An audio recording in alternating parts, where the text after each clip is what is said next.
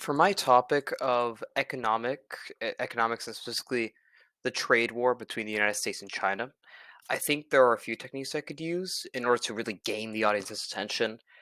I could start by probably, you know, getting their attention using startling statistics and also probably just asking a question. This in the I can't speak in the U.S.-China trade war.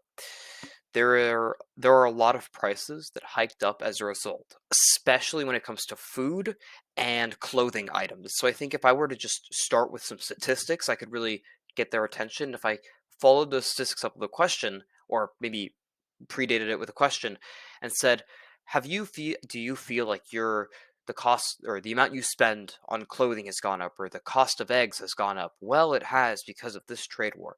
I think I could really kind of like flow that in nicely. I also could use external credibility here as another technique. Because I'm doing research on the US China trade war, there's a lot of credible research from like PhD economists and things like that and peer reviewed journals that I could cite. And so that gives me credibility just because I'm speaking from really credible sources. So a lot of external credibility could come from this. Um, I could also give internal credibility, just citing that I've taken a lot of economics classes and I used to be kind of focused on business as my major versus engineering now. I think both could be really good techniques. I also think that I could try and get the audience to listen and care, and this is all kind of from the lecture introduction. I think I get them to listen and care by talking about how these prices affect them and how much more their costs rise because of the trade war and things like this. I think it could really it hits home when it comes to the costs.